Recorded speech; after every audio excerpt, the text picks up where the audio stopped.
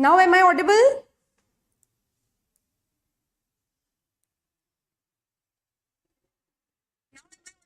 Okay, yes.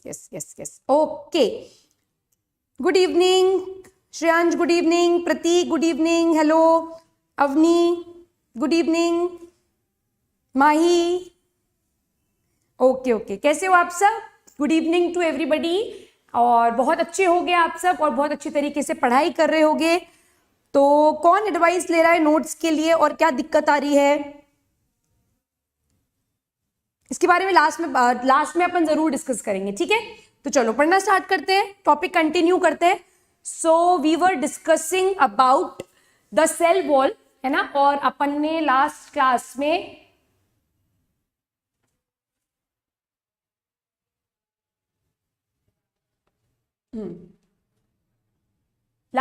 में अपन ने बात कर ली थी about gram staining and we were discussing about the cell wall composition of gram positive. यहां तक कोई डाउट है या आपने कोई बुक पढ़ी है तो आप मेरे से डाउट पूछ सकते हो। Ma'am books for NSCJS bio में बहुत बार बता चुकी हूं, बुक्स के बारे में मैं फिर एक बार बता देती हूं। आपको एज पर नाउ बायो की क्लास 11th एंड 12th की NCERT पढ़नी है और उसके साथ मेरे नोट्स पढ़ने हैं। बस अभी आपको इतना सा ही करना है, इससे ज्यादा अपने को नहीं करनी है। Okay good, Avni very good, 11th NCERT पढ़ ली और कोई डाउट नहीं है। स्ट्रीम क्यों नहीं हो रही? I will definitely find out and I will definitely let you know कि ये अनअकैडमी के ऐप पर क्यों नहीं स्ट्रीम हो रही है। सो तब तक देखते हैं। और कल केमिस्ट्री की क्लास क्यों नहीं हुई? तो मैम इज नॉट वेल, इसलिए केमिस्ट्री की क्लास नहीं हुई। जैसे ही मैम ठीक हो जाएंगी the classes of chemistry would resume. ठीक है, करें start. Okay, so apart from this जो पेप्टिडोग्लाइकेन मैंने बताया था, इसके अलावा ग्राम पॉजिटिव में मेन कॉम्पोजिशन तो पेप्टिडोग्लाइकेन का ही है। और मैंने आपको बताया था कि जो सेल वॉल होती है ग्राम पॉजिटिव की वो सिंगल लेयर्ड होती है, मतलब सिर्फ पेप्टिडोग्लाइकेन की बनी हुई है और बहुत थिक होती है। और उस पेप्टिडोग्लाइकेन के साथ साथ इस ग्राम पॉजिटिव बैक्टीरिया की सेल वॉल में कुछ अमाउंट ऑफ लिपिड प्रेजेंट है, कुछ अमाउंट ऑफ प्रोटीन प्रेजेंट है और कुछ amount of non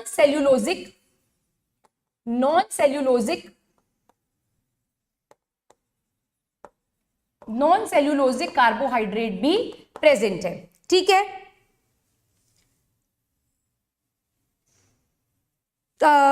Mahi there is need of 11th class NCERT की बुक, वो आपको पढ़नी ही पड़ेगी, वो एक मस्ट बुक है ना? That is a mandatory book, वो आपको पढ़नी रहेगी। नीले थैंक यू सो मच। ठीक, अमन हाय, यहां तक समझ में आ गया? कोई डाउट नहीं है? अब मैं स्टार्ट कर रही हूं ग्राम नेगेटिव बैक्टीरिया की cell wall. I am talking of now gram negative bacteria cell wall. Gram negative bacteria, अगर एक बार क्विकली इसको रिवाइज करें तो ग्राम नेगेटिव बैक्टीरिया कर दूंगी। Okay, I will do it, don't worry. Nilesh Singh आप लेट नहीं हुए हो, मैंने अभी बस जस्ट पढ़ाना स्टार्ट किया, so you are not late. चलो अब पढ़ना स्टार्ट करते हैं। ग्राम नेगेटिव बैक्टीरिया कौन सा बैक्टीरिया है? Gram negative bacteria is a bacteria which loses the violet colour. ये वो बैक्टीरिया है which loses the violet colour on washing with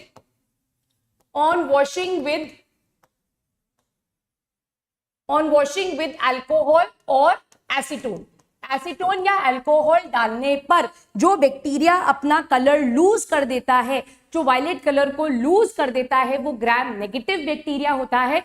और फिर उसके बाद वो एक काउंटर स्टेन लेता है, किसका? सैफरनिन डाई का। यहां तक मैं आपको बता चुकी थी। नाउ लेट अस टॉक कि इसका सेल वॉल कॉम्पोजिशन क्या है।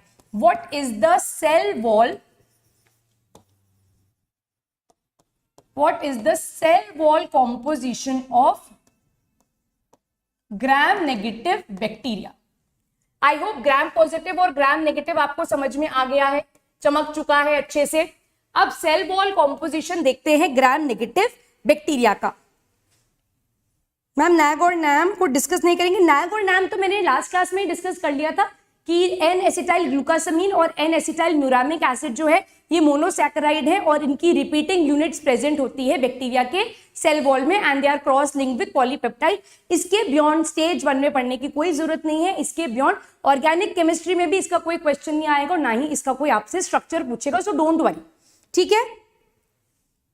ट्रूमेन लेना जरूरी नहीं है अमन, बिल्कुल भी जरूरी नहीं है, क्योंकि मैं आपको जितने भी नोट्स दे रही हूं ना वो ट्रूमेन और कैम्बल से ही बने हुए हैं। तो अगर आप नोट्स प्रॉपर्ली कर रहे हो और 11th एनसीईआरटी को फॉलो कर रहे हो तो आपको कोई भी बुक लेने की जरूरत नहीं है, ठीक है। अब ग्राम नेगेटिव बैक्टीरिया जो है उसकी सेल वॉल जो है इसके पास 2 लेयर्स प्रेजेंट है। इसके पास 2 लेयर्स प्रेजेंट है, एक है इसकी आउटर लेयर और एक है इसकी inner layer. Outer layer and inner layer. Outer layer जो है इसको आउटर मेम्ब्रेन भी कहा जाता है। This outer layer is also called as outer membrane and this outer layer और outer membrane is basically made up of lipopolysaccharide. ये किसकी बनी हुई है? ये लिपोपॉलीसैकेराइड की बनी हुई है। लिपोपॉलीसैकेराइड का मतलब लिपिड प्लस कार्बोहाइड्रेट की ये सेल वॉल जो है बनी हुई है। No voice? वॉइस नहीं आ रही है क्या?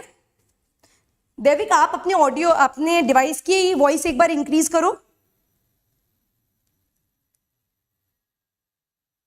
हाँ मैं नोट्स डालूंगी, बिल्कुल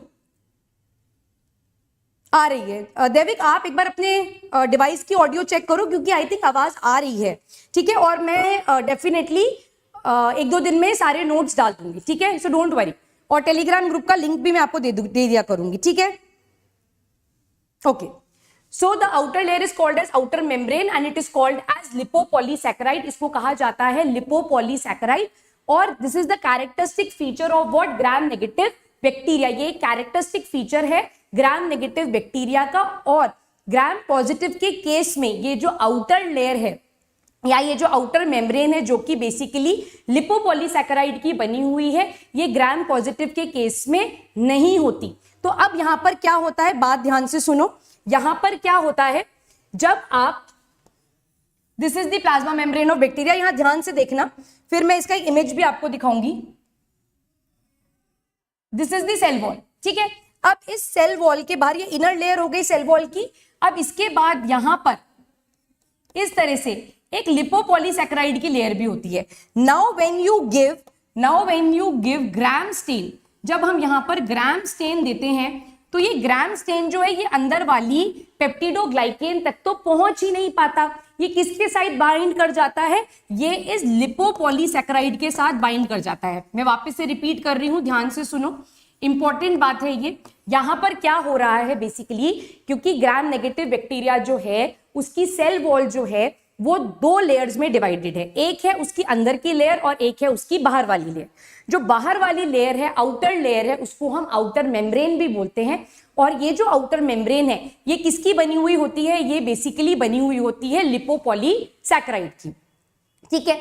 अब जब यहां पर आप ग्राम स्टेन डालते हो तो ये लिपोपॉलीसैकेराइड उस ग्राम स्टेन को ले लेती है और इस अंदर वाली इनर लेयर, ये जो इनर सेल वॉल लेयर है, इनर सेल वॉल लेयर वो है जो किसकी बनी हुई है? पेप्टिडोग्लाइकेन की बनी हुई है। उस पेप्टिडोग्लाइकेन तक उस ग्राम स्टेन को पहुंचने ही नहीं देती, ठीक। अब जब आप इस पर अल्कोहल या एसीटोन डालते हो तो ये अल्कोहल और एसीटोन के डालने से ये जो लिपोपॉलीसैकेराइड की लेयर है, जब आपने इसके ऊपर अल्कोहल या एसीटोन डाला तो ये जो लिपोपॉलीसैकेराइड की लेयर है ये उस अल्कोहल या एसीटोन में क्या हो जाती है? डिसॉल्व हो जाती है। इसीलिए ग्राम नेगेटिव बैक्टीरिया जो हैं वो अपने वायलेट कलर को लूज कर देते हैं और कलरलेस दिखते हैं। अब जब एक बार ये लेयर हट गई, एक बार ये लिपोपॉलीसैकेराइड की लेयर आपने एसीटोन या अल्कोहल से हटा दी, अब आपने जो काउंटर स्टेन डाला, that counter stain is taken by what? It is taken by the peptidoglycan. और अब वो बैक्टीरिया आपको कैसा दिखता है? ग्राम नेगेटिव दिखेगा। और वो ग्राम नेगेटिव कौन सा कलर लेगा? पिंक कलर लेगा। क्या यहां तक मेरी बात समझ में आई? क्या यहां तक मेरी बात समझ में आ गई? माही आ भी सकता है ना? आई एम नॉट श्योर कि आएगा कि नहीं आएगा। आएगा तो I will let you know. क्या ये बात क्लियर है? वेरी गुड अवनी, क्लियर है, एब्सोल्युटली क्लियर। अब ये जो इनर लेयर है, ये जो इनर लेयर है, ये इनर लेयर किसकी बनी हुई है? This is again made up of peptidoglycan. This is made up of peptidoglycan. और इस पेप्टिडोग्लाइकेन में क्या प्रेजेंट होगा? यहां पर प्रेजेंट होगा नैग और यहां पर प्रेजेंट होगा नैग। एग्जैक्टली वही। दैट मीन्स अगर हम ग्राम नेगेटिव और ग्राम पॉजिटिव को एक बार कंपेयर करें तो ग्राम नेगेटिव की सेल वॉल जो है वो दो लेयर में डिवाइडेड है, एक आउटर मेम्ब्रेन, एक इनर मेम्ब्रेन। आउटर मेम्ब्रेन जो है उसकी that is basically made up of lipopolysaccharide. उस लिपोपॉलीसैकेराइड के साथ साथ वहां पर लिपिड, प्रोटीन, अमीनो एसिड्स भी प्रेजेंट होंगे। बट अगर मैं प्रिंसिपल कॉन्स्टिट्यूएंट की बात करूं तो प्रिंसिपल कॉन्स्टिट्यूएंट कौन है? वहां पर लिपोपॉलीसैकेराइड है। ये लिपोपॉलीसैकेराइड ग्राम पॉजिटिव के केस में कंप्लीटली एब्सेंट है, क्योंकि ग्राम पॉजिटिव बैक्टीरिया की सेल वॉल सिंगल लेयर्ड है। सिंगल लेयर्ड मतलब वो सिर्फ और सिर्फ पेप्टिडोग्लाइकेन की बनी हुई है और उसमें लिपोपॉलीसैकेराइड नहीं है। ठीक। अब ग्राम नेगेटिव की इनर लेयर किसकी बनी हुई है? पेप्टिडोग्लाइकेन की। दैट मीन्स ग्राम नेगेटिव की इनर लेयर और ग्राम पॉजिटिव की सेल वॉल दोनों एक ही मटेरियल की बनी हुई हैं, दैट इज पेप्टिडोग्लाइकेन। और यही लिपोपॉलीसैकेराइड ग्राम नेगेटिव बैक्टीरिया के ग्राम स्टेन को ना रिटेन करने का मेन रीजन है। क्यों? जब हम ग्राम स्टेन डालते हैं तो ये ग्राम स्टेन बाइंड हो जाता है लिपोपॉलीसैकेराइड पर। जब हम इसके ऊपर अल्कोहल या एसीटोन डालते हैं तो ये लिपोपॉलीसैकेराइड की लेयर तो क्या होती है? हट जाती है। इसीलिए जो वायलेट कलर है वो लूज हो जाता है और फिर हम यहां पर एक काउंटर स्टेन डालते हैं, दैट इज सैफ्रेनिन, और फिर ग्राम नेगेटिव बैक्टीरिया पिंक कलर के दिखते हैं हमको माइक्रोस्कोप में। ठीक है, ठीक। पॉलीसैकेराइड, पॉलीसैकेराइड का मतलब होता है, पॉली मतलब मैनी, सैकेराइड मतलब शुगर। तो बहुत सारे कार्बोहाइड्रेट के यूनिट्स अगर अटैच हैं so that is called as polysaccharide, जैसे कि सेल्यूलोज हो गया या स्टार्च हो गया। अब आपने लिखा पेप्टिडोग्लाइकेन, तो पेप्टिडो में प्रोटीन भी आ गया और ग्लाइकेन क्या होते हैं? रिपीटिंग मोनोसैकेराइड के यूनिट्स होते हैं। So that is the difference between peptidoglycan and polysaccharide. अच्छा ठीक है, मैं अचीवर जे आयुष, मैं इसके ऊपर जरूर एक वीडियो बना दूंगी। वायलेट कलर डालोगे तो वायलेट कलर आ जाएगा, बट वायलेट कलर फिर नहीं डालेंगे अपन इसके ऊपर, क्योंकि अपन इसको ऑलरेडी एक बार वायलेट कलर दे चुके हैं। तो अब अपन इसको क्या देंगे? अब अपन इसको काउंटर स्टेन देंगे। ठीक है। अच्छा मैंने क्या बोला समझ नहीं आया, इधर देखो।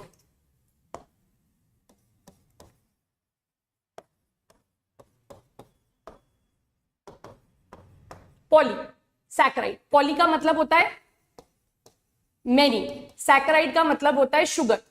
तो अगर बहुत सारे कार्बोहाइड्रेट के यूनिट्स एक दूसरे से अटैच हो रहे हैं so that is called as polysaccharide. इसमें एग्जांपल आता है स्टार्च, इसमें एग्जाम्पल आता है सेल्यूलोज, इसमें एग्जाम्पल आता है ग्लाइकोजन। ये सारे क्या है? ये सारे पॉलीसैकेराइड्स हैं। यहां पर बहुत लंबी लंबी शुगर की चेन्स प्रेजेंट हैं।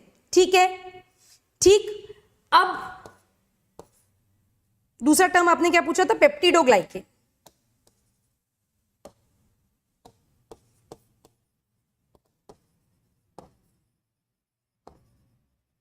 पेप्टिडोग्लाइकेन, यहां पर दो चीजें हैं। पहला वर्ड है ग्लाइकेन, दूसरा वर्ड यहां पर है पेप्टिडो।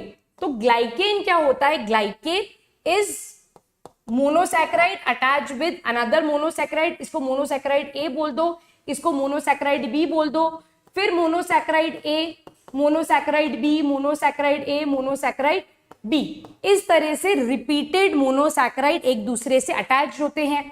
तो यहां पर भी मोनोसैकेराइड ए, मोनोसैकेराइड बी, यहां पर मोनोसैकेराइड ए, मोनोसैकेराइड बी, मोनोसैकेराइड ए, मोनोसैकेराइड बी। अब ये आपस में किससे जुड़े हुए हैं? ये आपस में जुड़े हुए हैं by small polypeptides. They are cross linked with polypeptide, so that is the main difference between peptidoglycan and polysacharide. हाँ, रियल शुगर ही होता है, मोनोसैकेराइड मतलब। ओके, ये सेल की क्लास कम और बायोमोलिक्यूल्स की क्लास ज्यादा लग रही है मुझे। मोनोसैकेराइड, ध्यान से देखो, बिल्कुल बेसिक टर्म्स है। मोनो मतलब वन, सैकेराइड मतलब शुगर। अगर किसी कार्बोहाइड्रेट में एक शुगर का मॉलिक्यूल है, that is called as monosaccharide. Example, example glucose, example galactose, example fructose. ठीक है, ये सारे सिंगल कार्बोहाइड्रेट यूनिट्स हैं। इनको क्या बोला जाता है? इनको बोला जाता है मोनोसैकेराइड। मोनोसैकेराइड मतलब सिंगल शुगर, एक।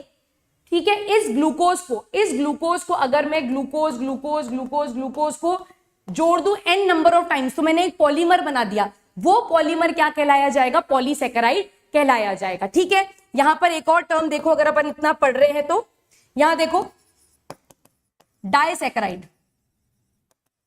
डाइसैकेराइड का मतलब टू शुगर यूनिट्स। अगर दो शुगर यूनिट्स आपस में जुड़कर एक शुगर बना रही हैं, so that is called as disaccharide, जिसमें मोस्ट कॉमन एग्जांपल जो हम देखते हैं यहां पर, that is maltose. Maltose is glucose plus glucose. दूध वाली चीनी, lactose, that is glucose plus galactose. तो ये होती हैं सैकेराइड्स। ठीक है, ओके। सजल क्या बोल रहा है? मैम लिपोपॉलीसैकेराइड की लेयर हटाने के बाद फिर से, हाँ, सैफरन डालना जरूरी है।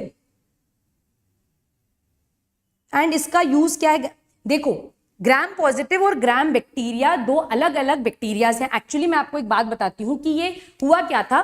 जब पुराने टाइम पर माइक्रो ऑर्गेनिजम्स के बारे में स्टडी हो रही थी, तो ऐसा देखा गया कि बहुत सारे इंडिविजुअल्स को ना जब खांसी होती है, कफ होती है, ठीक, तो कुछ खांसी जो है, कुछ कफ जो है, वो अपने आप बिना किसी ट्रीटमेंट के 3 से 4 दिन में ठीक हो जाती है। ठीक, पर कुछ पेशेंट्स की कफ जो होती है वो बहुत लंबे टाइम तक चलती है, 10 से 15 दिन तक चलती है, और उनको आपको एंटीबायोटिक की स्ट्रॉन्ग डोजेज देनी पड़ती है। वेयरएज इसी कफ को अगर अपन टीबी की कफ से कंपेयर करें, तो ट्यूबरक्लोसिस में जो कफिंग होती है, या ट्यूबरक्लोसिस का जब हमको इन्फेक्शन होता है, तो उसकी मेडिसिन जो है वो 9 मंथ्स तक लेनी पड़ती हैं। तो सबका पॉजिटिव ऑर्गेनिज्म अगर बैक्टीरिया है, तो इस बैक्टीरिया की पैथोजेनिक पावर जो है, पैथोजेनिक पावर का मतलब है उसकी डिजीज कॉजिंग कैपेसिटी जो है वो वेरी कर रही है। आप भी अग्री करोगे, कई बार आपको फीवर होता है, कई बार आपको खांसी होती है, वो 2 या 3 दिन में अपने आप ही ठीक हो जाती है। पर कई बार आपको मेडिसिन लेनी पड़ती हैं, फिर आप डॉक्टर के पास जाते हो, वो एंटीबायोटिक स्टार्ट करता है और वो ट्रीटमेंट लंबा चलता है। पॉजिटिव ऑर्गेनिज्म सबका बैक्टीरिया ही है, बट उसकी पैथोजेनिक पावर में या फिर उसकी जो विरुलेंट पावर है उसमें क्या होता है, डिफरेंस होता है। तब उसके बेसिस पर, जैसे मुझे खांसी हुई है और किसको ले लूं, सजल को ले लेती हूँ, सजल को भी खांसी हुई है, ठीक है, सजल को भी खांसी हुई, मुझे भी खांसी हुई। अब पैथोलॉजिस्ट जो है, जो डॉक्टर है, वो ये देखना चाहता है कि मुझे जिस बैक्टीरिया ने इन्फेक्ट किया है और सजल को जिस बैक्टीरिया ने इन्फेक्ट किया है उसमें क्या फर्क है। तो सैंपल्स निकाले जाएंगे, है ना, थ्रोट स्वैब निकाला जाएगा। जैसे कोविड के टाइम में नाक में ऐसे स्वैब डाला जाता था, थ्रोट में स्वैब डाला जाता था, तो एग्जैक्टली उसी तरीके से सैंपल्स को निकाला जाता है और स्टडी किया जाता है। जब स्टडी किया गया तो क्रिश्चियन ग्राम ने देखा कि 2 पेशेंट से जो बैक्टीरियल सैंपल उसने निकाला था, उसकी सेल वॉल का कॉम्पोजिशन डिफरेंट था, और इसीलिए उनकी पैथोजेनिक पावर जो थी, उनकी जो डिजीज कॉजिंग कैपेसिटी जो थी, वो कैसी थी, वो अलग अलग थी। तो इसके हिसाब से ग्राम पॉजिटिव और ग्राम नेगेटिव बैक्टीरिया को ढूंढा गया, या उनके बारे में हमको पता चला। क्या ये पॉइंट क्लियर है? वेटेज ऑफ सेल, वेटेज काफी है, ठीक है। इससे जैसे अगर मैं लास्ट ईयर की बात करूं स्टूडेंट, तो लास्ट ईयर अराउंड 3 से 4 क्वेश्चन सेल चैप्टर से आए थे, तो इसकी वेटेज काफी है, ये इंपॉर्टेंट चैप्टर है। यहां तक कोई डाउट है? Is it clear to you? Any doubt up till here? Any doubt up till here? सब कुछ क्लियर है? अब यहां पर देखो, मैंने आपको क्या बताया, ग्राम पॉजिटिव बैक्टीरिया जो है उसके में पेप्टिडोग्लाइकेन के साथ साथ लिपिड, प्रोटीन और नॉन सेल्यूलोजिक कार्बोहाइड्रेट भी प्रेजेंट है। तो अगर मैं ग्राम नेगेटिव की बात करूं, तो ग्राम नेगेटिव बैक्टीरिया की जो पेप्टिडोग्लाइकेन वाली लेयर है, वहां पर भी ये लिपिड, प्रोटीन और नॉन सेल्यूलोजिक कार्बोहाइड्रेट प्रेजेंट होंगे। क्लियर? क्लियर? क्लियर है? So this you can see, this is the diagrammatic representation, right? So this is of gram positive bacteria. आप देखो ये पेरीप्लाज्मिक स्पेस है, अपन ने डिस्कस किया था। निलय मैं अभी आपको बता रही हूं टिकोइक एसिड क्या करता है। Periplasmic space is the space between, it is the space between cell wall and plasma membrane. अब यहां पर देखो, this is the cell wall which is made up of what? Which is made up of peptidoglycan. ये किसकी बनी हुई है? ये पेप्टिडोग्लाइकेन की बनी हुई है। बस ये एक सिंगल लेयर ही है, एक ही लेयर है, यहां पर मल्टीपल लेयर प्रेजेंट नहीं है। all these units together of peptidoglycan is making one single cell wall. इसके बाहर कोई भी लेयर प्रेजेंट नहीं है। whereas आप इसको यहां पर कंपेयर करो, this layer which I am marking, this is of peptidoglycan. तो अगर मैं आपसे पूछूं कि ग्राम पॉजिटिव या ग्राम नेगेटिव को अगर मैं कंपेयर करूं तो किसकी इनर लेयर ज्यादा थिक है, सो डेफिनेटली यहां पर हमको क्लियरली दिख रहा है कि ग्राम पॉजिटिव बैक्टीरिया जो है, जो ग्राम पॉजिटिव बैक्टीरिया है उसकी cell wall is more thick, उसकी सेल वॉल जो है वो ज्यादा थिक है।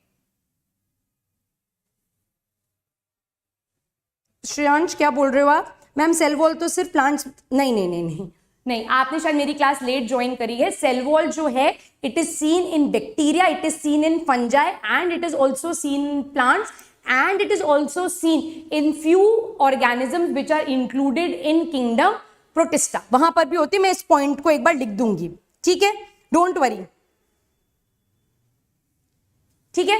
अपन डाल सकते हैं स्टेन क्रिस्टल वायलेट, पर अपन डिफरेंशिएट करना चाहते हैं, अपन उसकी प्रॉपर्टीज को अलग अलग देखना चाहते हैं। अल्कोहल और एसीटोन डालने से उसकी लिपोपॉलीसैकेराइड हट गई, दैट मीन्स उसने ग्राम स्टेन को रिटेन नहीं करा, तो क्रिश्चियन ग्राम ने उसके ऊपर काउंटर स्टेन डाल दिया उसको स्टडी करने के लिए। तो उसी मेथड को हमने क्या करा, उसी मेथड को हमने अडॉप्ट कर लिया, ठीक है, पहली बात। दूसरी बात, जो ग्राम नेगेटिव बैक्टीरिया है, आप यहां पर देखो, ग्राम नेगेटिव बैक्टीरिया जो है उसकी इनर लेयर जो है वो बहुत थिन है, तो वो प्रॉपरली ग्राम स्टेन को नहीं लेती है। तो प्रॉपर स्टेनिंग जो हो रही है वो किसकी मदद से हो रही है? प्रॉपर स्टेनिंग जो है वो सैफ्रनिन की मदद से हो रही है। क्लियर? तो एक पॉइंट तो यहां पर अपन ने क्लियरली लिख दिया कि ग्राम पॉजिटिव बैक्टीरिया की जो सेल वॉल है वो ज्यादा थिक है। क्लियर? अब यहां पर देखो इंपॉर्टेंट बात, यहां देखो, ये तो हो गई पेप्टिडोग्लाइकेन की लेयर। इसके बाद ये वाली लेयर जो है वो किसकी है? आउटर मेम्ब्रेन है, और किसकी बनी हुई है? ये लिपोपॉलीसैकेराइड की बनी हुई है। ये किसकी बनी हुई है? It is made up of lipopolysaccharide. Lipopolysaccharide का मतलब है यहां पर दो चीजें हैं, lipid as well as carbohydrates. Now अब जो मैं पॉइंट डिस्कस कर रही हूं, this is one of the most important point. अगर आप एक नीट के एस्पिरेंट हो तब भी आपके लिए बहुत इंपॉर्टेंट है, और आप बहुत सीरियसली एनएससी जेएस के लिए प्रिपेयर कर रहे हो तो ये बात आपके लिए बहुत बहुत इंपॉर्टेंट है, क्योंकि इसके ऊपर से डायरेक्ट क्वेश्चन पूछा जाता है। No, plants are not under the kingdom Protista. मैं अभी किंगडम्स लिख दूंगी, ठीक है श्रेयांश, मैं अभी किंगडम्स लिख दूंगी तो आपका कंफ्यूजन जो है वो क्लियर हो जाएगा। मैम बैक्टीरिया सिंगल मेम्ब्रेन होता है कि डबल मेम्ब्रेन या नॉन मेम्ब्रेनस? बैक्टीरिया की अगर आप बात कर रहे हो तो बैक्टीरिया के बाहर सेल एनवेलप प्रेजेंट है, glycocalyx, cell wall and plasma membrane, तो 3 प्रोटेक्टिव लेयर्स हो गई। बैक्टीरिया के अंदर अगर अपन बात करें तो उसके पास एक भी मेम्ब्रेन बाउंड सेल ऑर्गेनेल यहां पर नहीं होगा। ठीक है। अब यहां पर देखो बहुत इंपॉर्टेंट है, जो बैक्टीरिया की जो ग्राम नेगेटिव बैक्टीरिया है, this is very important, NSC JS star लगाएंगे हम इसके ऊपर, और यहां पर हम साथ साथ नीट स्टार भी लगाएंगे क्योंकि ये इंपॉर्टेंट है। ध्यान से देखो, ग्राम नेगेटिव बैक्टीरिया जो है उसकी सेल वॉल की आउटर लेयर पर, सेल वॉल की आउटर लेयर से मेरा मतलब क्या होगा? यहां पर लिपोपॉलीसैकेराइड में, लिपोपॉलीसैकेराइड की सेल वॉल में कुछ चैनल्स प्रेजेंट हैं, कुछ चैनल्स प्रेजेंट है और उन चैनल्स को हम क्या बोलते हैं, they are called as porins. This is very very very very important. मैं इतना जोर लगा के इसके ऊपर इंपॉर्टेंट बोल रही हूं क्योंकि ये बहुत इंपॉर्टेंट पॉइंट है। आप अगर डायग्राम में यहां पर क्लियरली देख पा रहे हो तो प्लीज आप यहां पर देखो, दिस इज द लिपोपॉलीसैकेराइड लेयर और इस लिपोपॉलीसैकेराइड लेयर के अंदर ये जो स्ट्रक्चर यहां पर है, ये जो स्ट्रक्चर यहां पर है, इस स्ट्रक्चर को क्या बोला गया है, इस स्ट्रक्चर को बोला गया है पोरिन। पोरेंस कौन से स्ट्रक्चर है, पोरेंस बेसिकली स्पेशलाइज्ड चैनल्स हैं। पोरेंस कुछ इस तरीके के स्पेशलाइज्ड चैनल्स प्रेजेंट होते हैं। कहां प्रेजेंट होते हैं, ये लिपोपॉलीसैकेराइड की लेयर में प्रेजेंट होते हैं। और ये चैनल्स बेसिकली जितने भी हाइड्रोफिलिक सब्सटेंसेस हैं, जितने भी हाइड्रोफिलिक सब्सटेंसेस हैं, अब यहां पर दो इंपॉर्टेंट टर्म्स में आपको बताऊंगी, ध्यान से समझो, ये बहुत आगे तक काम आएगा अपने को। हाइड्रोफोबिक एंड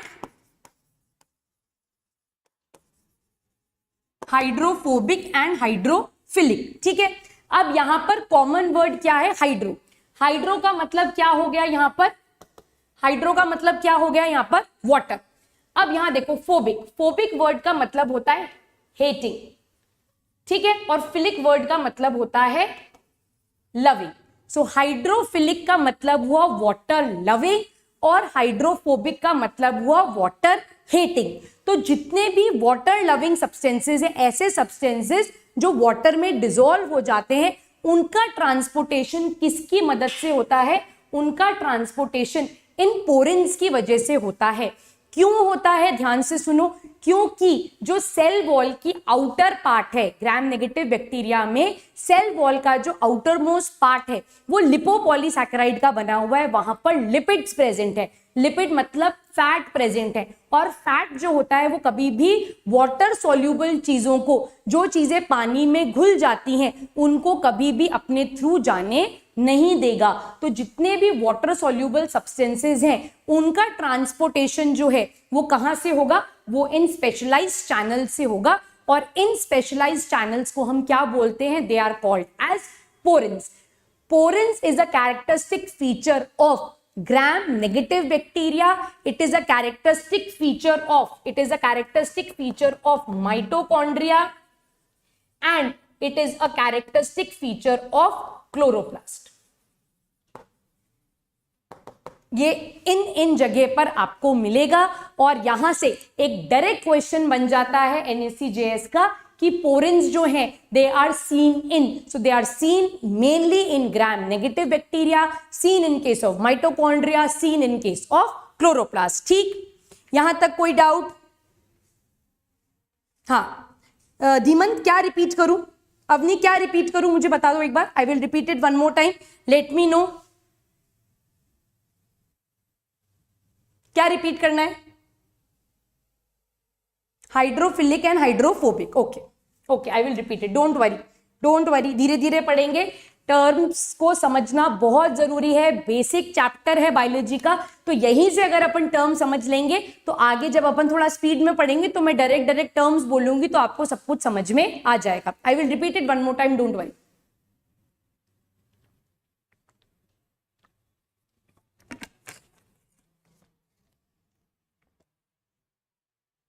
ठीक है, मैं डिक्टेट भी कर दूंगी, डोंट वरी।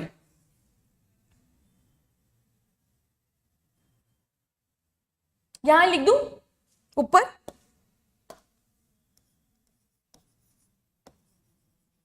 हाइड्रोफोबिक, ठीक है, हाइड्रोफोबिक।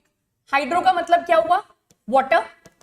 फोबिक का मतलब क्या, फोबिक वर्ड आया है फोबिया से, ठीक है। फोबिया मतलब क्या होता है, डर, ठीक है। तो यहां पर फोबिया को अपन यूज करते हैं फॉर हेटिंग। तो ऐसी चीजें जो वाटर हेटिंग है, जो वाटर को पसंद नहीं करती है, तो वो अपने थ्रू कभी भी वाटर सॉल्यूबल चीजों को पास नहीं होने देगी। जैसे ग्लूकोज हो गया, जैसे अमीनो एसिड्स हो गए, ऐसे बहुत सारे जो वाटर सॉल्यूबल चीजें हैं वो कभी भी हाइड्रोफोबिक पार्ट से ट्रैवल नहीं कर पाएंगी। तो ग्राम नेगेटिव बैक्टीरिया की ये जो आउटर लेयर है, ये किसकी बनी हुई है, ये बनी हुई है लिपोपॉलीसैकेराइड की।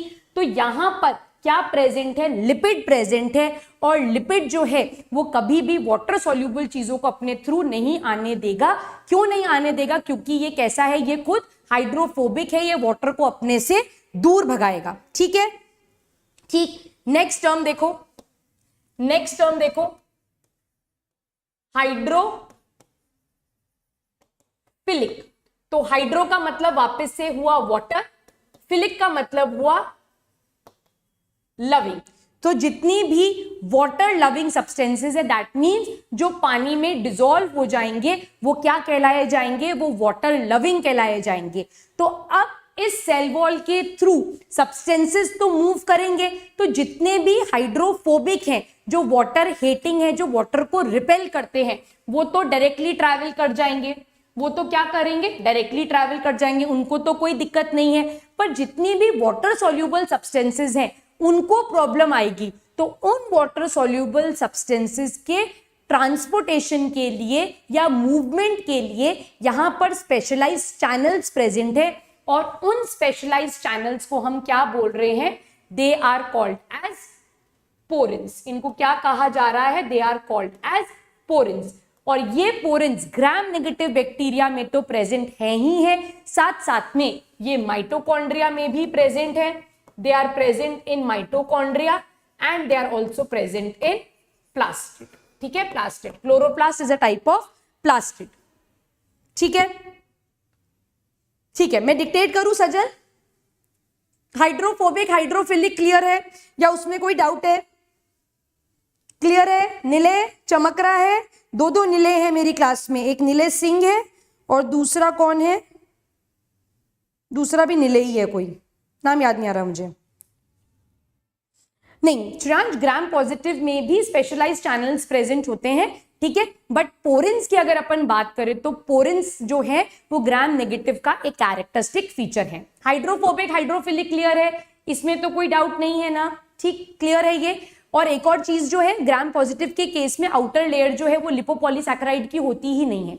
वहां पर क्या प्रेजेंट है, पेप्टिडोग्लाइकेन ही प्रेजेंट है। तो आउटर मोस्ट लेयर में तो कोई दिक्कत उसे वैसे भी नहीं आएगी। ठीक, ठीक है, प्रतीक नीले, ओके, ठीक है। सजल, पोरेंस वाला पार्ट क्लियर है?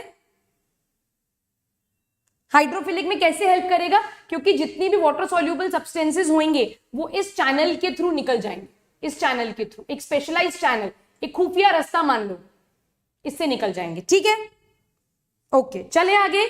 Now let us differentiate between gram positive and gram negative bacteria. This is important, ये इंपॉर्टेंट है, आप इसका एक स्क्रीनशॉट ले लेना और यहीं पर मैं आपको समझा दूंगी नीले कि टिकोइक एसिड क्या करता है। Right, cell wall, gram positive bacteria की अगर बात करें तो सिंगल लेयर्ड है, स्मूथ सेल वॉल है, क्लियर है एकदम। यहां पर डबल लेयर्ड है और वेवी है, वेवी मतलब इस तरह से है। ठीक, सेल वॉल की थिकनेस अपन ने डिस्कस कर लिया। सेल वॉल की जो थिकनेस है वो ग्राम पॉजिटिव बैक्टीरिया की ज्यादा है और ग्राम नेगेटिव बैक्टीरिया की सेल वॉल की थिकनेस जो है वो कम है। पेप्टिडोग्लाइकेन की बात करें, it is a thick layer, can also be multiple layered. ये अपन ने डायग्राम में देखा कि पेप्टिडोग्लाइकेन जो है वो काफी सारी लेयर्स में भी प्रेजेंट हो सकती है। तो जितनी ज्यादा पेप्टिडोग्लाइकेन की लेयर उतनी ही थिक हो जाएगी सेल वॉल। यहां पर सिंगल लेयर का मतलब ये नहीं है बच्चों कि पेप्टिडोग्लाइकेन की एक ही लेयर प्रेजेंट होगी। यहां पर सिंगल लेयर का मतलब है that the cell wall of gram positive bacteria, ध्यान से सुनना मेरी बात, मैं रिपीट कर रही हूं, यहां पर ग्राम पॉजिटिव के केस में सिंगल लेयर का मतलब ये नहीं है कि पेप्टिडोग्लाइकेन की एक ही लेयर प्रेजेंट है। यहां पर मतलब है कि ग्राम पॉजिटिव बैक्टीरिया की जो सेल वॉल है वो आउटर और इनर में डिफरेंशिएटेड नहीं है, दो सेपरेट लेयर्स प्रेजेंट नहीं है। क्या ये पॉइंट सबको क्लियर हुआ है? पोरेंस वाला मैं डिक्टेट कर दूंगी, ठीक है? ठीक है, हाँ नीले, ये जो हाइड्रोफोबिक का मूवमेंट और हाइड्रोफिलिक का जो मूवमेंट है ना, ये अपन प्लाज्मा मेम्ब्रेन देखेंगे ना, जब वहां पर अपन फैसिलिटेटेड डिफ्यूजन देखेंगे, जब अपन वहां पर चैनल मीडिएटेड देखेंगे, वहां पर आपको ये चीज क्लियरली समझ में आ जाएगी, क्योंकि प्लाज्मा मेम्ब्रेन भी किसकी बनी हुई होती है, वो भी बेसिकली लिपिड बाइलेयर ही है। तो ये वाला पॉइंट अपन वहां समझेंगे। और सजल में जो चमक गया सजल को भी, अवनी क्या रिपीट करना है? अच्छा मैं रिपीट करती हूँ, मैं समझ गई आप क्या बोल रहे हो। ग्राम पॉजिटिव में सिंगल लेयर का मतलब ये नहीं है कि एक ही लेयर प्रेजेंट होगी पेप्टिडोग्लाइकेन की, ठीक है, ये इसका मतलब नहीं है, ठीक है, ये इसका मतलब नहीं है। By single layer it is meaning that gram positive bacteria की जो सेल वॉल है वो आउटर और इनर लेयर में डिफरेंशिएटेड नहीं है, वहां पर एक सिंगल लेयर ही प्रेजेंट है, और वो सिंगल लेयर जो है वो पेप्टिडोग्लाइकेन की बनी हुई है। अब पेप्टिडोग्लाइकेन के जो मॉलिक्यूल्स हैं वो 1 layer, 2 layer, 3 layer, 4 layer, 10 layer, 12 layer, कितने भी लेयर हो सकते हैं, पर वो सारे किसके बने हुए होंगे? वो सारे के सारे पेप्टिडोग्लाइकेन के ही बने हुए होंगे, ठीक है। सजल मैं डिक्टेट कर दूंगी, डोंट वरी। कंसेप्ट चमक गया, सबको कंसेप्ट चमक रहे हैं, वेरी गुड, ठीक। यहां पर क्या है? It is thin layer and it is often single layered, मतलब ग्राम नेगेटिव के केस में जो पेप्टिडोग्लाइकेन की लेयर है, जो अंदर वाली लेयर है, वो कैसी होगी? वो सिंगल लेयर्ड ही होगी।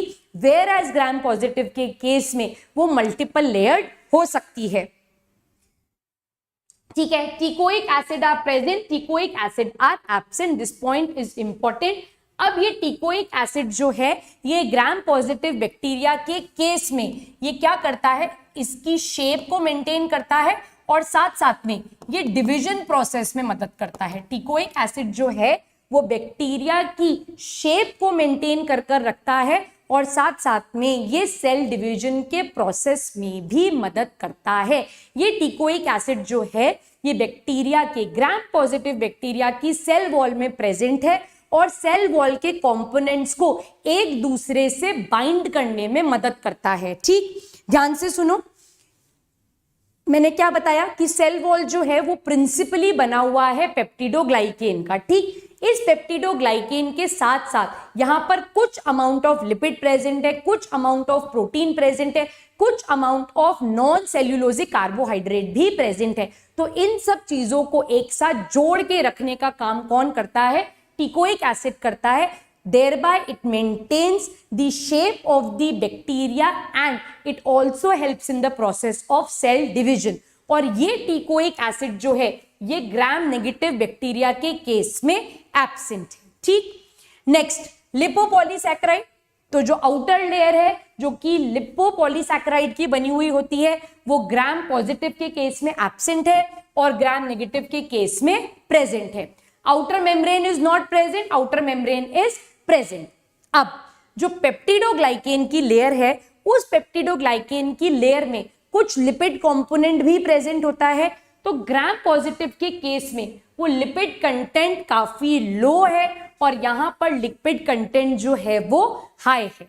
बात समझ में आ गई? यहां तक कोई डाउट है तो प्लीज आप मेरे से पूछ लो। टिकोइक एसिड रिपीट कर देती हूं, बिल्कुल कर देती हूं। नीले कौन सी बात समझ नहीं आई एक बार मेरे को क्लियरली डाउट कमेंट्स में लिख दो तो मैं वापस से समझा दूंगी। Now this is the most important point that we will discuss, this is the most important point. Resistance to antibiotics, they are susceptible to antibiotics, they are susceptible to antibiotics का मतलब है कि अगर किसी को ग्राम पॉजिटिव बैक्टीरिया का infection हुआ है, अगर किसी को ग्राम पॉजिटिव बैक्टीरिया का इन्फेक्शन हुआ है और वो पर्सन अगर एंटीबायोटिक्स ले तो एंटीबायोटिक्स जो है वो उस ग्राम पॉजिटिव बैक्टीरिया के अगेंस्ट काम करेंगी और इन्फेक्शन दूर हो जाएगा। वेयर एज जो ग्राम नेगेटिव है वो लेस ससेप्टेबल है to antibiotics. Less susceptible to antibiotics का मतलब है कि बहुत लंबे समय तक हमें एंटीबायोटिक्स लेनी पड़ेगी उस बैक्टीरिया को मारने के लिए। अब इसका रीजन जो है वो लाई करता है इसकी सेल वॉल पर, ठीक। मोस्ट ऑफ द स्टूडेंट्स पढ़कर हमेशा यही समझते हैं, अगर मैं आपसे क्वेश्चन पूछूं कि ग्राम पॉजिटिव और ग्राम नेगेटिव को अगर हम कंपेयर करें तो दोनों में से पैथोजेनिक पावर किसकी ज्यादा होगी, दोनों में से कौन ज्यादा इंफेक्शन कॉज करेगा, या दोनों में से कौन जल्दी एंटीबायोटिक से मर जाएगा। तो मोस्ट ऑफ द स्टूडेंट्स मुझे यही बोलते हैं कि मैम ग्राम नेगेटिव जो है वो जल्दी मर जाएगा एंटीबायोटिक से, जबकि ऐसा नहीं होता। ग्राम नेगेटिव बैक्टीरिया की सेल वॉल थिन होती है, पतली होती है, इसीलिए उसके ऊपर कोई भी चीज जो है वो बाइंड ही नहीं करती है। जो एक रिएक्शंस होने चाहिए सेल वॉल के साथ वो हो ही नहीं पाते, पहली। दूसरी, इसकी जो आउटर मोस्ट लेयर है लिपोपॉलीसैकेराइड की, वो किसी भी चीज को बहुत आराम से पेप्टिडोग्लाइकेन तक पहुंचने ही नहीं देती है, ठीक है। इसीलिए आप क्या करते हो, जो सैनिटाइजर्स आते हैं उससे आप हाथ साफ करते हो, क्योंकि वो अल्कोहल बेस्ड है। तो जब अल्कोहल बेस्ड चीज हम यूज करते हैं तो वो बैक्टीरिया की आउटर मोस्ट लेयर को क्या कर देता है, डिसॉल्व कर देता है, हटा देता है। एंड देन आप क्या बोलते हो कि मेरे हाथ डिसइंफेक्ट हो गए हैं। या सोप से जब हम हाथ धोते हैं तो जो आउटर मोस्ट लेयर होती है माइक्रो ऑर्गेनिजम्स की वो हटती है और उसके बाद डिसइंफेक्टेंट एक्शन होता है। तो gram negative bacteria due to the presence of lipopolysaccharide it becomes resistant to antibiotics. Antibiotics बहुत जल्दी से ग्राम नेगेटिव के ऊपर काम नहीं कर पाती हैं। और this is the main reason कि वायरस के अगेंस्ट मेडिसिन क्यों नहीं है। अगर वायरस के अगेंस्ट मेडिसिन बन जाए तो HIV का ट्रीटमेंट इजी हो जाए, या कोविड का ट्रीटमेंट इतना डिफिकल्ट क्यों था, बिकॉज एंटीवायरल ड्रग्स जो हैं, जो वायरस को मारने के काम में आती हैं, वो इतनी स्ट्रॉन्ग पोटेंट मेडिसिन नहीं है, क्योंकि वायरस के पास मेम्ब्रेन ही नहीं है। तो जिसकी मेम्ब्रेन जितनी पतली है या जिसके पास मेम्ब्रेन नहीं है उसको किल करना बहुत ज्यादा डिफिकल्ट होता है, क्योंकि आप टारगेट किसको करोगे, आपके पास कोई टारगेट एरिया ही नहीं है, इसीलिए उनको मारना जो होता है वो काफी डिफिकल्ट होता है। सो ये पॉइंट आप दिमाग में एकदम क्लियरली सेट कर लेना, क्योंकि ग्राम पॉजिटिव बैक्टीरिया की सेल वॉल थिक होती है, इसीलिए it is more susceptible to antibiotics. उन बैक्टीरिया को एंटीबायोटिक से मारना जो है वो इजी है in comparison to gram negative bacteria. Gram negative bacteria की सेल वॉल पतली होती है, तो ऐसे ऑर्गेनिजम्स जिनके पास मेम्ब्रेन ही नहीं है या फिर मेम्ब्रेन बहुत थिन है, उन्हें किल करना थोड़ा सा डिफिकल्ट होता है। Clear clear. टिकोइक एसिड में एक बार एक्सप्लेन कर दूंगी, और वो रेजिस्टेंस भी करते वैसे भी जल्दी नहीं। हाँ बिल्कुल, न्यूक्लियस से मार सकते हैं बेटा, पर एक तो बैक्टीरिया में न्यूक्लियस नहीं है ना, सबसे पहली बात। उसके पास न्यूक्लियोइड है, उसके पास ट्रू न्यूक्लियस नहीं है। और आप अंदर तक तो तब पहुंचोगे ना जब आप बाहर की मेम्ब्रेन को क्रॉस करोगे। जब आप बाहर की मेम्ब्रेन से ही बाइंड नहीं कर पा रहे हो तो अंदर आप घुसोगे कैसे, तो अंदर घुसना डिफिकल्ट हो जाएगा। इसीलिए नॉन मेम्ब्रेन ऑर्गेनिज्म और ऐसे ऑर्गेनिज्म जिनकी मेम्ब्रेन थिन होती है उनको किल करना थोड़ा सा डिफिकल्ट होता है। ठीक है, क्लियर। अच्छा, अब मैं टिकोइक एसिड एक बार एक्सप्लेन कर देती हूँ, सजल का डाउट है। टिकोइक एसिड जो है ये ग्राम पॉजिटिव बैक्टीरिया की सेल वॉल में प्रेजेंट होता है, और ये सेल वॉल में प्रेजेंट होने के साथ मेन काम क्या करता है, ये बैक्टीरिया की शेप को मेंटेन करके रखता है, और साथ साथ में ये सेल डिवीजन के प्रोसेस में भी मदद करता है। इट होल्ड्स दी, मैं डिक्टेट कर रही हूं आप लिख लो, it holds the content of the cell wall together. ये सारी चीजों को एक साथ क्या करके रखता है, बाइंड कर कर रखता है। क्लियर। इंजेक्शंस, आप इंजेक्शंस यूज कर लो या दवाई यूज कर लो, इंजेक्शंस के अंदर भी क्या होता है बेटा, मेडिसिन ही तो है, बट वो आप ब्लड स्ट्रीम में इंट्रोड्यूस कर देते हो तो वो आपकी ब्लड में जल्दी पहुंच जाएगी। एक आप दवाई अपने पूरे डाइजेस्टिव ट्रैक्ट से निकालोगे तो उसको ब्लड में पहुंचने में टाइम लगेगा। ये एक मेन मैकेनिज्म ऑफ एक्शन का डिफरेंस है विद इंजेक्शंस एंड मेडिसिन। पर अल्टीमेटली उनका टारगेट एरिया तो एक ही है ना, टारगेट एरिया तो बैक्टीरिया ही है। अब चाहे आप दवाई मुंह से लो या आप दवाई डायरेक्ट ब्लड में डालो, वो बाइंड तो जाके बैक्टीरिया से ही करेगी ना। तो बैक्टीरिया की मेम्ब्रेन ही अगर पतली होएगी या मेम्ब्रेन होगी ही नहीं तो काम कैसे करेंगे, है ना। इसीलिए तो कोविड का ट्रीटमेंट इतना डिफिकल्ट था, क्योंकि डॉक्टर्स को यही समझ नहीं आ रहा था कि हम इस वायरस के अगेंस्ट मेडिसिन क्या दें। पहला तो वायरस के अगेंस्ट वैसे ही मेडिसिन नहीं होती हैं, पहली बात। दूसरी बात, ऐसा वायरस जो आज तक अननोन था, उसने किसी के बारे में पढ़ा, मतलब किसी ने भी उसके बारे में पढ़ा ही नहीं था, है ना। मैं जब मेडिकल स्टूडेंट थी तो सेकेंड ईयर में पैथोलॉजी करके बुक आती है, वहां पर लिखा हुआ था वायरस, और उसमें एक छोटा सा कॉलम था कोरोना वायरस, बहुत छोटा सा, तो उसको तो हम काट ही देते थे कि ये तो आउट ऑफ सिलेबस है। उस आउट ऑफ सिलेबस चीज ने आज के टाइम पर इतना आतंक मचा दिया, सोचो। ठीक है, क्लियर सजल, क्लियर है। और जब पोरेंस वाला पॉइंट मैं रिपीट कर देती हूं, पोरेंस आर, मैं रिपीट कर रही हूं, आप इसे लिख लीजिए, पोरेंस आर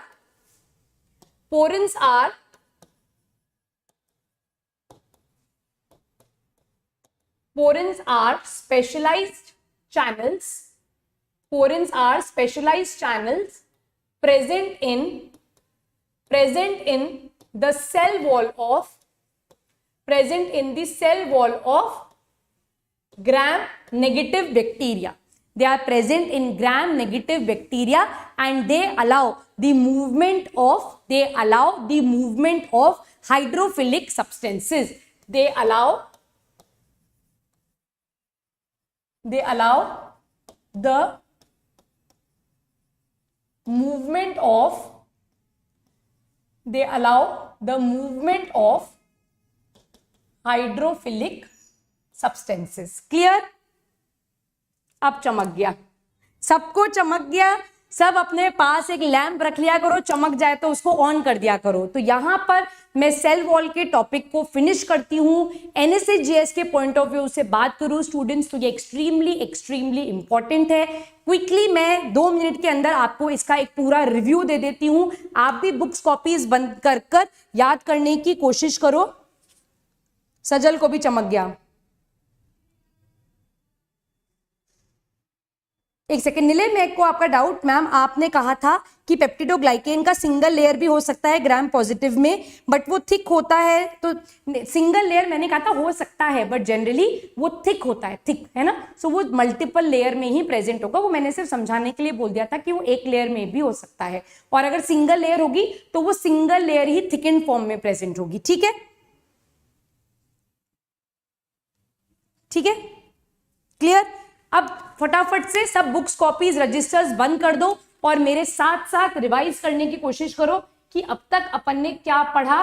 स्पेसिफिकली अगर मैं बात करूं आपसे बैक्टीरिया के सेल वॉल की, ठीक है?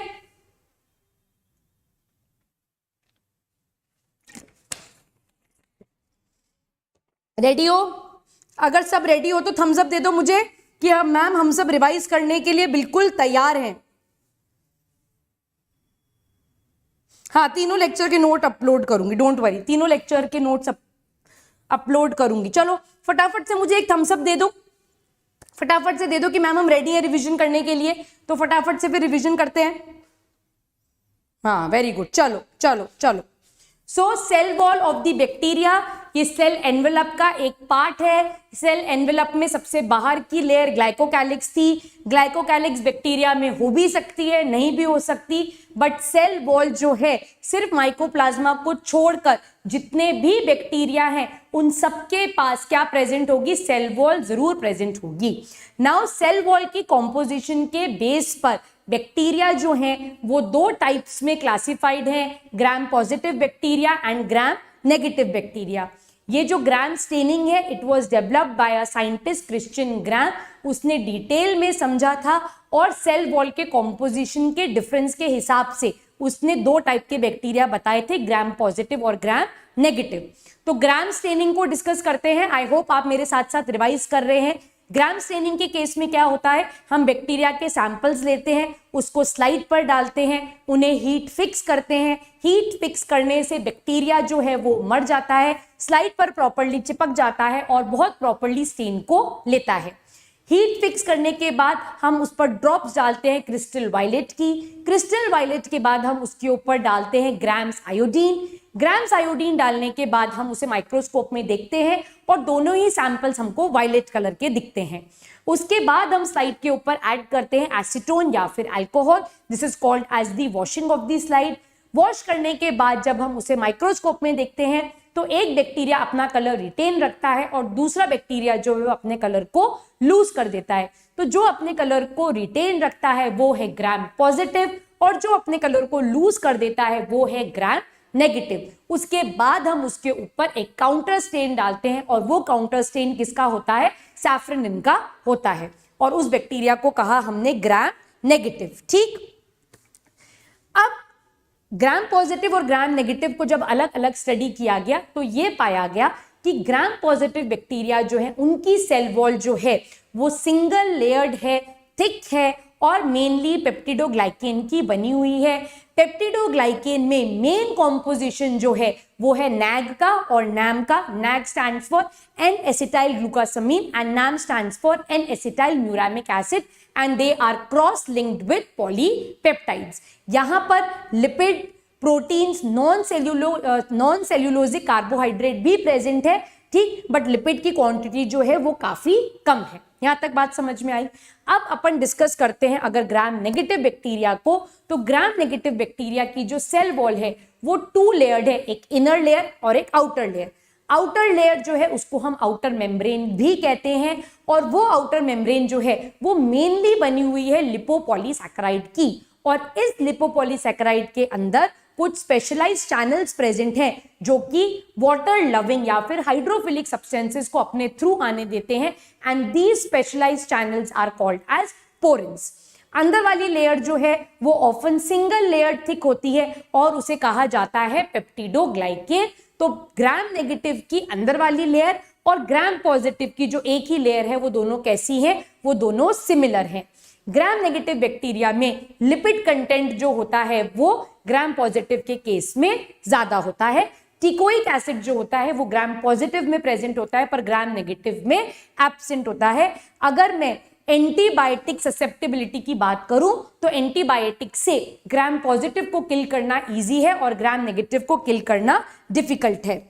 ठीक है, ठीक है। श्रेयांश, ग्राम नेगेटिव कलर को रिटेन इसीलिए नहीं करता क्योंकि उसकी आउटर मोस्ट लेयर जो है, ठीक है, ये उसकी आउटर मोस्ट लेयर जो है वो लिपोपॉलीसैकेराइड की है। तो आपने जब यहां पर ग्राम स्टेन डाला तो ये ग्राम स्टेन इस लिपोपॉलीसैकेराइड पे अटैच हो गया, वो अंदर तक पेप्टिडोग्लाइकेन तक गया ही नहीं। और जैसे ही आपने इसके ऊपर अल्कोहल और एसीटोन डाला तो ये पूरी लेयर ही क्या हो गई? वॉश अवे हो गई, इसीलिए वो कलर लिपोपॉलीसैकेराइड के साथ चला गया। हमेशा याद रखना, फैट जो होता है ना, फैट कंटेंट जो होता है वो कभी भी वाटर में सॉल्यूबल नहीं होगा पर वो अल्कोहल में जरूर सॉल्यूबल होगा। तो ये वाली लेयर यहां से हट जाती है, ये वाली लेयर यहां से रिमूव हो जाती है। अब आप इसके ऊपर काउंटर स्टेन डालते हो तो ये जो है सैफ्रनिन के कलर को ले लेगा। ठीक है, ठीक है। ये कौन सी क्लास का डिस्कशन हो रहा है? मेरी क्लास में। क्लियर है? यहां तक कोई डाउट है तो प्लीज पूछ लो। सजल, आपको जो नोट्स चाहिए थे वो मिल गए? पॉलीसैकेराइड, डाइसैकेराइड, मोनोसैकेराइड में डिफरेंस क्लियर है? मैम, लिपिड क्वांटिटी क्या लिपोपॉलीसैकेराइड की वजह से ज्यादा है? उसकी वजह से भी ज्यादा है, और पेप्टिडोग्लाइकेन वाली जो लेयर है ना उसमें भी लिपिड और प्रोटीन और नॉन सेल्यूलोजिक कार्बोहाइड्रेट है, तो वहां पर भी लिपिड कंटेंट ज्यादा है। ठीक है,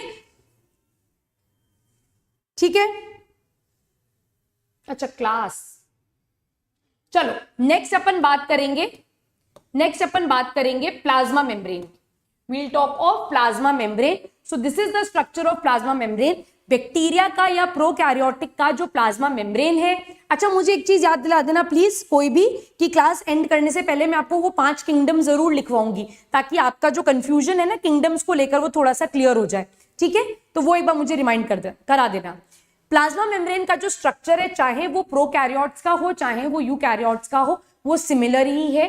तो इस प्लाज्मा मेम्ब्रेन का जो डिटेल्ड स्ट्रक्चर है which is called as the fluid mosaic model of the plasma membrane that was proposed by Singer and Nicolson, वो मैं आपको यूकैरियोट्स के साथ पढ़ाऊंगी। यहां पर सिर्फ एक इंट्रोडक्शन दूंगी आपको कि ताकि आपको समझ में आ जाए कि प्लाज्मा मेम्ब्रेन बेसिकली है क्या। सो प्लाज्मा मेम्ब्रेन जो है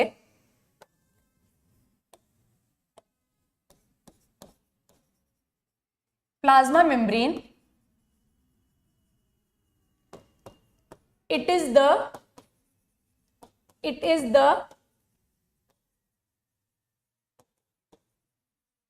the innermost layer of the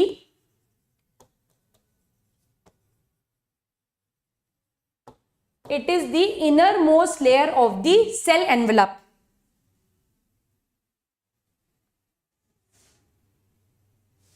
सजल मैं भी पढ़ाऊंगी, जब मैं 5 किंगडम्स पर आऊंगी, जब मैं क्लासिफिकेशन वाले चैप्टर पे आऊंगी, तो मैं भी बहुत डिटेल में ही आपको पढ़ाऊंगी। उतना डिटेल में मैं आपको पढ़ाऊंगी जितना आपको NECJS लेवल तक के लिए चाहिए। मैंने सेल चैप्टर से स्टार्ट किया है, ठीक है,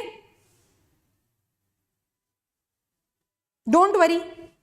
तो मैं आपको सेल पढ़ा रही हूं, मैं आपको बायोडाइवर्सिटी नहीं पढ़ा रही हूं। बायोडाइवर्सिटी जो है वो आपकी 11th क्लास की फर्स्ट यूनिट है। मैंने अपना सिलेबस जो है वो स्टार्ट किया है 3rd यूनिट से, क्योंकि डाइवर्सिटी आप तब अच्छे से समझ पाते हो जब आपको बेसिक प्रोकैरियोट्स और यूकैरियोट्स के बारे में पता होता है, जब आपको सेल डिविजन के बारे में पता होता है, तब मेरे हिसाब से हम बायोडाइवर्सिटी वाले पार्ट को बेटर समझ सकते हैं।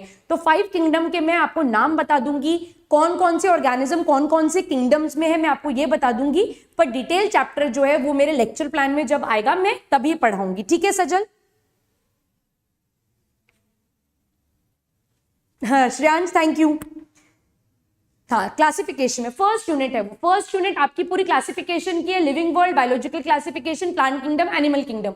उसके बाद आपकी यूनिट आती है जिसमें structural organisation in plants and animals आता है, जिसमें टिश्यू के बारे में है, फ्लावरिंग प्लांट्स की एनाटॉमी है, और उसके बाद एनिमल टिश्यू है, ठीक है, जिसमें आपका कॉकरोच फ्रॉग वाला पार्ट आ जाता है। उसके बाद 3rd यूनिट आती है, तो 3rd यूनिट का फर्स्ट चैप्टर सेल है, वो मैं आपको पढ़ा रही हूं, ठीक है। अच्छा, सेल भी चल रहा है। Avni, thank you so much. Sajal, आपको जहां से अच्छे से समझ में आता है ना, जो चीज जहां से अच्छे से समझ में आती है बस वहीं से पढ़ लो। एक चीज दिमाग में क्लियर रखो, सब जगह ज्ञान बट रहा है, आपको सब जगह से उसको बटोर लेना है, ठीक है। आपको यहां पर सेल अच्छे से समझ में आ रहा है ना सजल, हाँ या ना? यहां पर समझ में आ रहा है सजल? Avni, thank you. चलो, it is the innermost layer of the cell envelope. Plasma membrane जो है, it is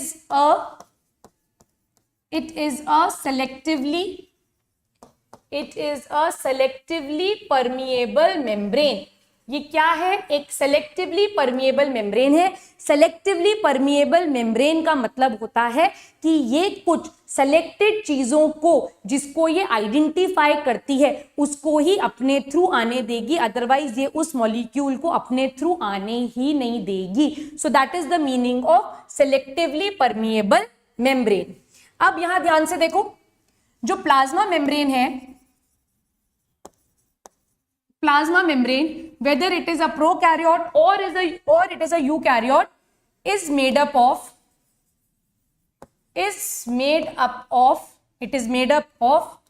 lipid and protein. Mainly it is made up of lipid and protein, और इस लिपिड और प्रोटीन के साथ कार्बोहाइड्रेट्स भी प्रेजेंट होते हैं। इसके साथ कार्बोहाइड्रेट्स भी प्रेजेंट होते हैं। Sajal, thank you. Kochi, hello Kochi, अगर मैं आपका नाम सही बोल रही हूं तो ठीक। यहां तक समझ में आ गया। प्लाज्मा मेम्ब्रेन जो है ये इनर मोस्ट लेयर है आपकी सेल एनवेलप की, glycocalyx, cell wall, plasma membrane.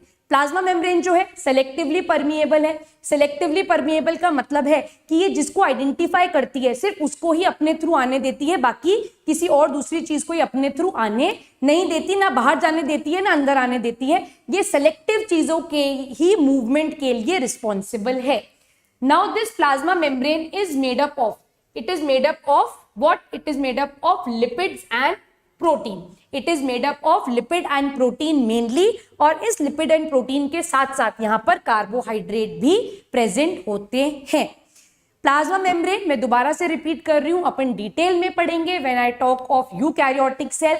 वहां पर मैं आपको डिटेल में इसके स्ट्रक्चर को बताऊंगी कि किस तरह से फ्लूइड मोज़ेक मॉडल होता है, लिपिड कैसे अरेंज्ड होता है, कार्बोहाइड्रेट कैसे प्रेजेंट है, और movement across the plasma membrane कैसे होता है। ये बहुत बहुत इंपॉर्टेंट टॉपिक है, ठीक। अब अगर मैं बैक्टीरिया के प्लाज्मा मेम्ब्रेन की बात करूं, अगर मैं बैक्टीरिया के प्लाज्मा मेम्ब्रेन की बात करूं, तो बैक्टीरिया का प्लाज्मा मेम्ब्रेन जो है ये मेटाबॉलिकली एक्टिव है।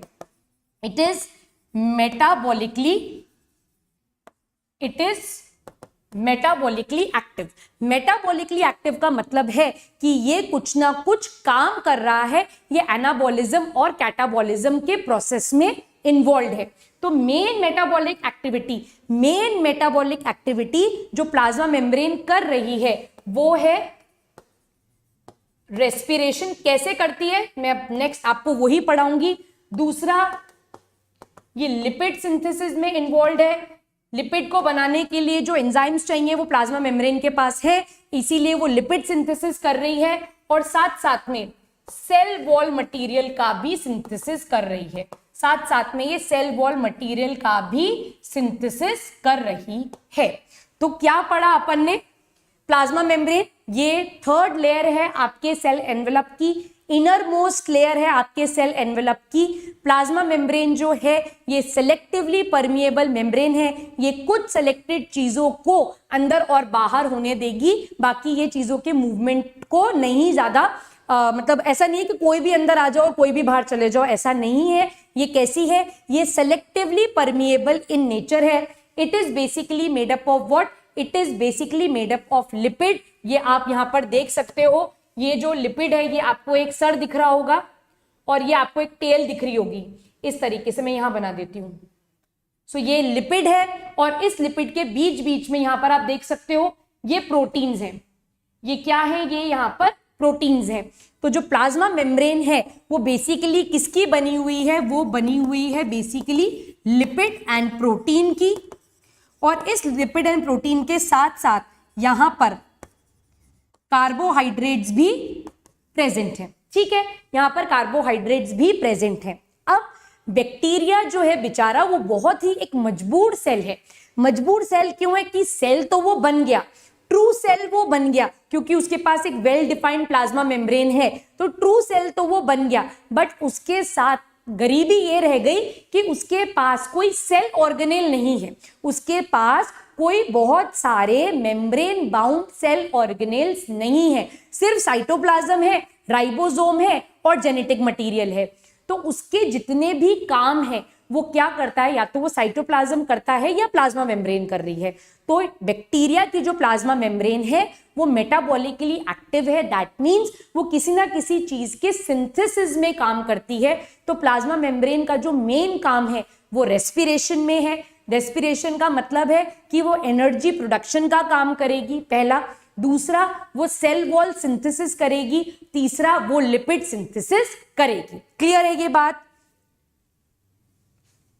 हाँ, इंट्रिंसिक, एक्सट्रिंसिक ये और ट्रांस मेम्ब्रेन जो होते हैं, ये 3 टाइप के प्रोटीन होते हैं, वो मैं आपको यूकैरियोटिक प्लाज्मा मेम्ब्रेन के साथ पढ़ाऊंगी। ठीक है, ठीक है। फॉस्फोलिपिड की बायलेयर होती है निलय? डेफिनेटली होती है। मैंने यहां पर सिर्फ आपको लिपिड लिखवाया है, यहां पर डेफिनेटली फॉस्फोलिपिड की बायलेयर प्रेजेंट होती है। ये सारी चीजें अपन कहां पढ़ेंगे? ये सारी चीजें अपन यूकैरियोट की प्लाज्मा मेम्ब्रेन में पढ़ेंगे। फिजिक्स की क्लास है बिल्कुल।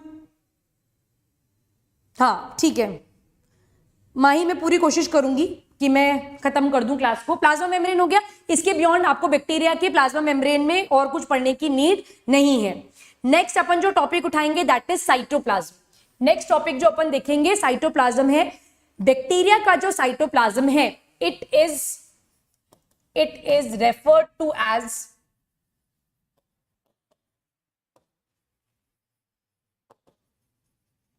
crystallocolloidal in it is referred to as crystallocolloidal in nature।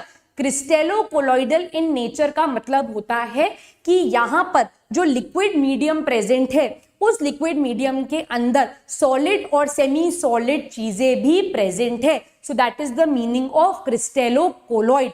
जो बैक्टीरिया का साइटोप्लाज्म है वो कैसा होता है? जेल जैसा होता है और उस जेल लाइक कंसिस्टेंसी को ही यहाँ पर क्रिस्टेलोकोलॉइडल इन नेचर बोला है कि जो लिक्विड मीडियम है उस लिक्विड मीडियम के अंदर बहुत सारे सॉलिड और सेमी सॉलिड सब्सटेंसेस प्रेजेंट है। कौन कौन से सब्सटेंसेस हैं अपन सब्सिक्वेंटली उसे पढ़ते चले जाएंगे।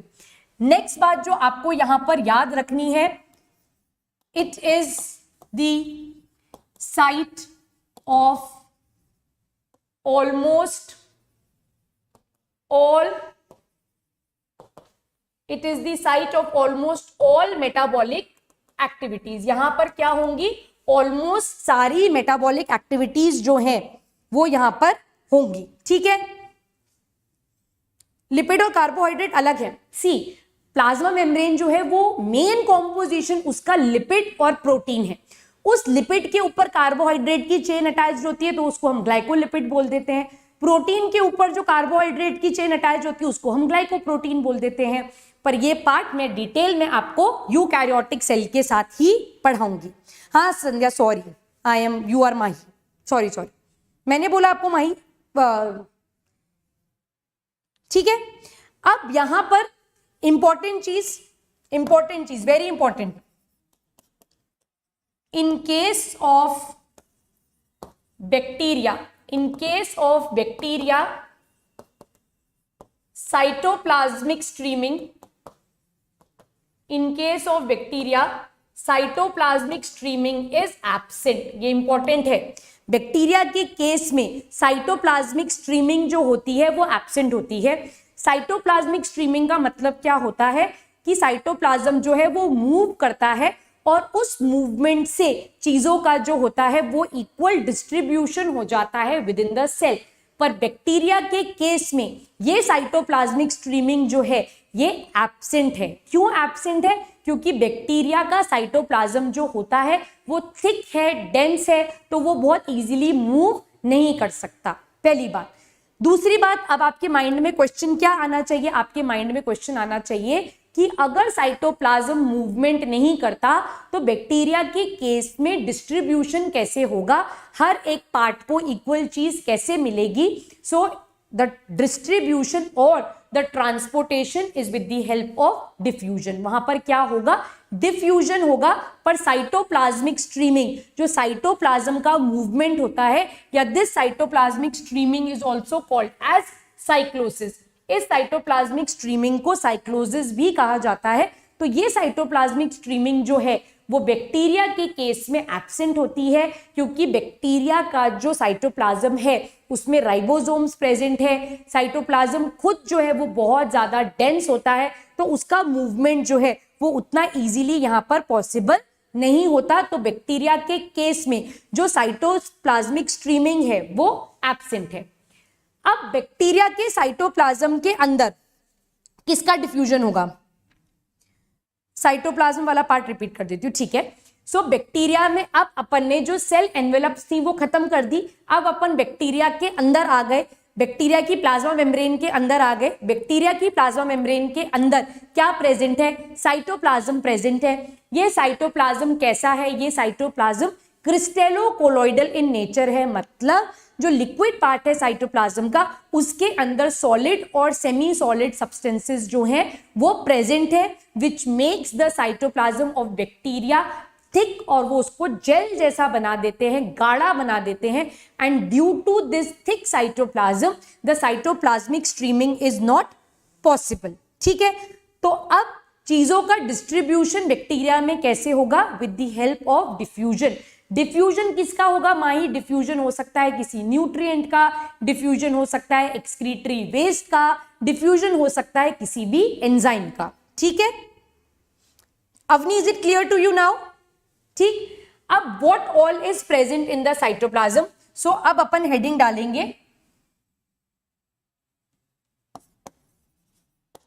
कंटेंट्स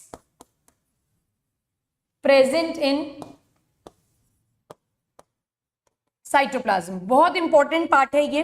तो सबसे पहला कंटेंट जो अपन पढ़ेंगे दैट वुड बी मीजोजोम। बहुत इंपॉर्टेंट है ये, इसके ऊपर क्वेश्चन आया है। हाँ, high concentration to low concentration, बिल्कुल डिफ्यूजन वही होएगा, हाई कंसेंट्रेशन से लो कंसेंट्रेशन पर ही जाएगा। तो पहला कंटेंट जो साइटोप्लाज्म में अपन पढ़ेंगे वो होगा मीजोजोम, दूसरा होगा राइबोसोम, और तीसरा होगा क्रोमैटोफोर। क्या होगा? Chromatophore. Mesosome, ribosome and chromatophore. तो ये तीन चीजें कहां प्रेजेंट है? बैक्टीरिया के साइटोप्लाज्म में प्रेजेंट है, जिसमें मीजोजोम एक्सट्रीमली इंपॉर्टेंट है, बहुत बहुत बहुत इंपॉर्टेंट है।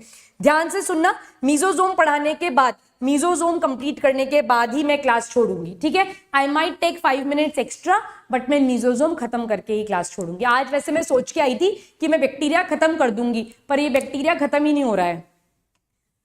थोड़ा फास्ट पढ़ाना स्टार्ट कर दूं क्या? क्या बोलते हो आप लोग? थोड़ा फास्ट पढ़ाऊं या स्पीड अपनी सही चल रही है? जल्दी से मुझे कमेंट बॉक्स सेक्शन में बता दो। Thank you Kochi. ठीक है, नीले स्पीड नहीं बढ़ाऊं? अच्छा, इतनी स्पीड पे चले, इतनी स्पीड पे चले, ठीक है ठीक है, इतनी स्पीड पे चलेंगे, don't worry. Speed up. No ma'am fast मत पढ़ाइए। अच्छा, डिसाइड करके मुझे बता देना, अभी तो पढ़ो। चलो, मीजोजोम। तो पहला अपन जो साइटोप्लाज्मिक कंटेंट पढ़ रहे हैं वो है mesosome. Now what is a mesosome? Mesosome is the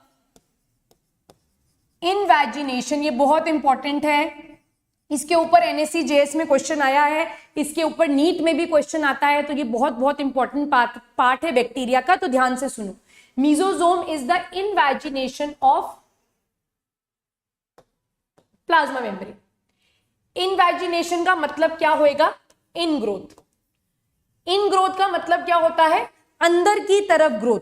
किस तरह से अंदर की तरफ ग्रोथ होती है? यहां देखो, ये बैक्टीरिया की प्लाज्मा मेम्ब्रेन है और ये प्लाज्मा मेम्ब्रेन अंदर की तरफ ग्रोथ शो कर रही है, and this part is called as the mesosome. So what is mesosome? Mesosome is basically the invagination या इन ग्रोथ। जो प्लाज्मा मेम्ब्रेन है वो अंदर की तरफ ग्रोथ शो करती है, and that in growth is called as a mesosome.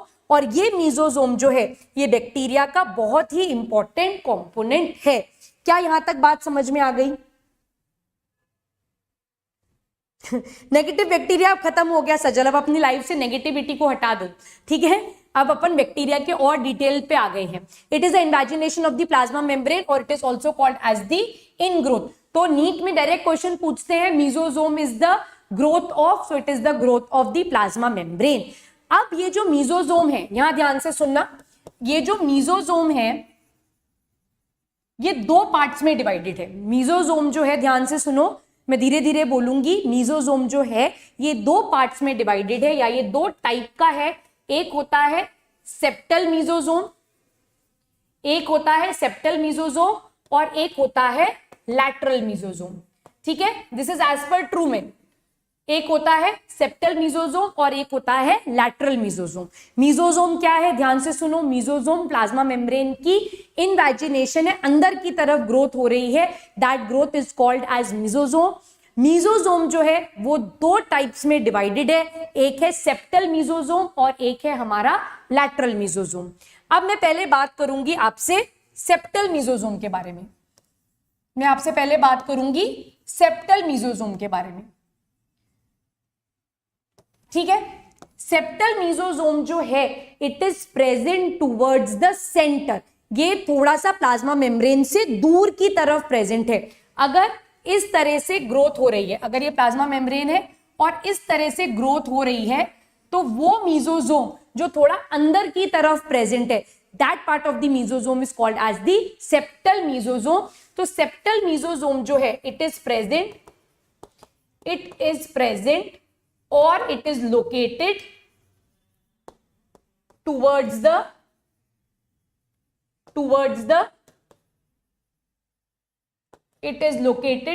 the central part, ठीक है। ये कहां प्रेजेंट है? ये सेंट्रल पार्ट की तरफ लोकेटेड है। अब इस सेप्टल मीजोजोम का फंक्शन क्या है? फंक्शन क्या है? The main function of the septal mesosome is, जिसके ऊपर एनएससी जेएस में क्वेश्चन आया था मैच द फॉलोइंग के केस में, और इसका फंक्शन है that it basically helps in the process of DNA replication. यहां पर आप डायग्राम में भी देखो, ये जो डायग्राम यहां पर दे रखा है,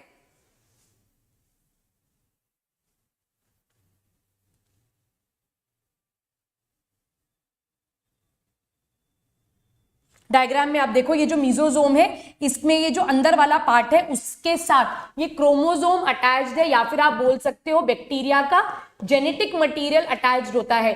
और ये पार्ट ऑफ सेप्टल मीजोजोम जो है, ये जो अंदर वाला मीजोजोम है, ये इस जेनेटिक मटेरियल के रेप्लिकेशन में मदद करता है, ये इसकी कॉपी बनाने में मदद करता है। और ऐसा भी माना जाता है डीएनए रेप्लिकेशन में ये 100% मदद करेगा, but it is also believe, that means इसके ऊपर अभी और चर्चा करना बाकी है, इसके ऊपर अभी और स्टडी करना बाकी है।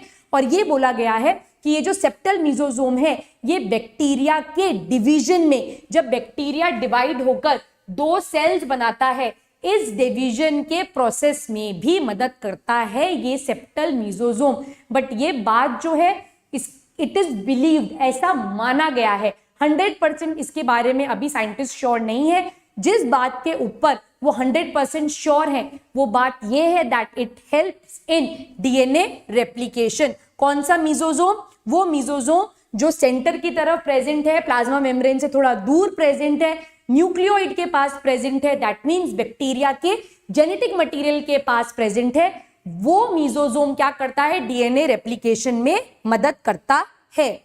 हाँ, रेप्लिकेशन का मतलब है डबल होना, उसकी कॉपी बनाना। हाँ श्रेयांश, मैं ऑफलाइन भी पढ़ाती हूँ, ठीक है, मैं यहां पर मेंशन कर देती हूं, इट इज ऑल्सो बिलीव्ड, ऐसा माना गया है that it also helps in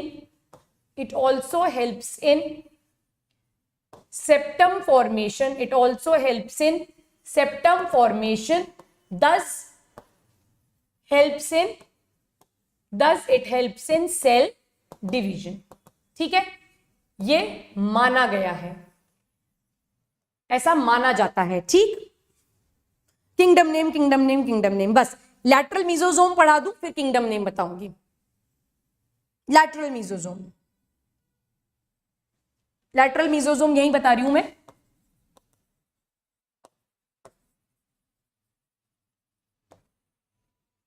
lateral mesosome जो होते हैं, they are present towards the periphery. ये प्लाज्मा मेम्ब्रेन के पास प्रेजेंट होते हैं, they are present towards the periphery and they basically help in the process of respiration. इसीलिए मैंने जब बताया था कि प्लाज्मा मेम्ब्रेन जो है वो मेटाबॉलिकली एक्टिव है, वो रेस्पिरेशन के काम में मदद करती है। किसकी सहायता से? इस लैटरल मीजोजोम की सहायता से। दैट मीन्स ये पार्ट ऑफ द मीजोजोम जो है, ये किसमें हेल्प करेगा? ये रेस्पिरेशन के प्रोसेस में हेल्प करेगा। यहां पर रेस्पिरेशन का मतलब है कि ग्लूकोज को तोड़कर ये क्या बनाएगा? एनर्जी बनाएगा। दैट मीन्स मीजोजोम जो है वो, या लैटरल मीजोजोम जो है वो किसके जैसे काम करता है? वो माइटोकॉन्ड्रिया के जैसे काम करता है। The function of mitochondria and mesosome is what? It is similar. क्या ये पॉइंट यहां तक समझ में आ गया है? क्लियर है? यहां तक समझ में आ गया? मैं आपको फटाफट से 5 किंगडम के नाम लिखवा देती हूं, ठीक है?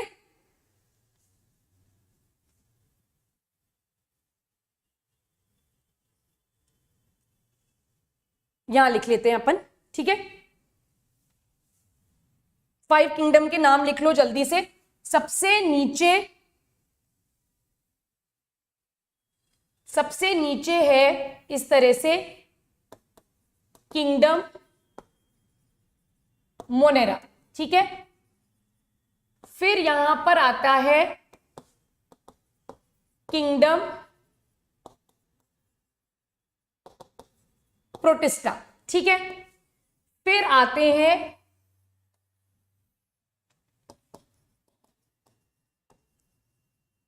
Kingdom fungi,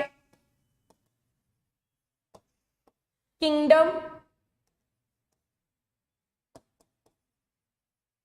Plantae, kingdom animalia, ठीक है? तो ये 5 किंगडम है हमारे रॉबर्ट विटेकर के हिसाब से। यहां पर तुरंत समझ लो, मोनेरा जो है वो प्रोकैरियोट्स का किंगडम है। यहां पर कौन आएंगे? इस धरती के ऊपर जितने भी बैक्टीरिया हैं वो सारे कहां होंगे? इस किंगडम मोनेरा के अंदर होंगे। अब बात करते हैं किंगडम प्रोटिस्टा की। किंगडम प्रोटिस्टा के अंदर जितने भी यूनिसेल्यूलर यूकैरियोट्स हैं, जितने भी यूनिसेल्यूलर यूकैरियोट्स हैं, वो सारे किसके अंदर आएंगे? वो सारे किंगडम प्रोटिस्टा के अंदर आएंगे। इस किंगडम प्रोटिस्टा के अंदर आपको डाई एटम्स देखने के लिए मिलेंगे, यहां पर आपको डाइनोफ्लैजिलेट्स देखने के लिए मिलेंगे, यहां पर आपको यूग्लिनॉइड्स देखने के लिए मिलेंगे, यहां पर आपको स्लाइम मोल्ड्स देखने के लिए मिलेंगे, और साथ साथ में यहां पर आपको प्रोटोजोआ देखने के लिए मिलेगा। ठीक है, अब इन सब में कॉमन बात क्या है? इन सब में कॉमन बात यह है that they all are unicellular eukaryotes, सारे के सारे एक सेल के यूकैरियोटिक ऑर्गेनिजम्स हैं। अब इनमें से कुछ के पास सेल वॉल होती है और कुछ के पास सेल वॉल नहीं होती, तो इस टॉपिक को अपन पढ़ेंगे when we talk of classification. ठीक है, तो प्रोटिस्टा के अंदर यूनिसेल्यूलर एल्गी आती है, प्रोटिस्टा के अंदर कभी भी प्लांट किंगडम नहीं आएगा। किंगडम फंजाई अपने को मालूम है, यहां पर मल्टीसेल्यूलर हीट्रोट्रॉप्स हैं, और इन हीट्रोट्रॉप्स में मेनली जो मोड ऑफ न्यूट्रिशन होता है वो होता है सैप्रोट्रोफिक, दैट मींस ये डेड और डिके के ऊपर फीड करते हैं, और इनके पास भी सेल वॉल प्रेजेंट होती है, इनके पास भी सेल वॉल प्रेजेंट होती है, और ये सेल वॉल बनी हुई होती है किसकी? ये सेल वॉल बनी हुई होती है काइटिन की। ठीक है, ये सेल वॉल किसकी बनी हुई है? काइटिन की बनी हुई है। यहां पर आ गया किंगडम प्लांटे, ये वो है जिसमें सारे मल्टी सेल्यूलर ऑटोट्रॉफ्स आएंगे, यहां पर सारे मल्टी सेल्यूलर ऑटोट्रॉफ्स आएंगे, और एनिमल किंगडम में यहां पर सारे मल्टी सेल्यूलर हेट्रोट्रॉफ्स है, पर यहां पर सेल वॉल जो है वो कंप्लीटली एब्सेंट होगी। सो this is basically the 5 kingdom classification, जिसको अपन जब यूनिट 1 पढ़ेंगे 11th एनसीईआरटी की, वहां पर डिटेल में देखेंगे। ठीक है, चलो। नहीं, rocket it is completely live, rocket science ये कंप्लीटली लाइव सेशन है। ठीक है, हाँ कह सकते हो नीले, कह सकते हो। ठीक है, एनालॉगस हो गया क्योंकि उसका फंक्शन सिमिलर है और उसका ओरिजिनेशन जो है वो अलग है, तो ये एनालॉगस हो गया 100%। ठीक है, हाँ, cell wall of fungi is made up of chitin, absolutely right. ठीक, कितने चैप्टर्स 12th के आते हैं? अब अपन नेक्स्ट क्लास में इसको डिस्कस करेंगे। सर भी आ गए हैं, you also need a break for 2 to 3 minutes, क्योंकि अब आपकी फिजिक्स की क्लास स्टार्ट हो जाएगी। Okay students, so all the best, take care, please like the session, share it with your friends, और जो भी डाउट्स आते हैं आप उन्हें कमेंट बॉक्स सेक्शन में मेंशन कर देना, मैं जरूर उसे सॉल्व करूंगी। Okay students, bye, all the best, let's crack it.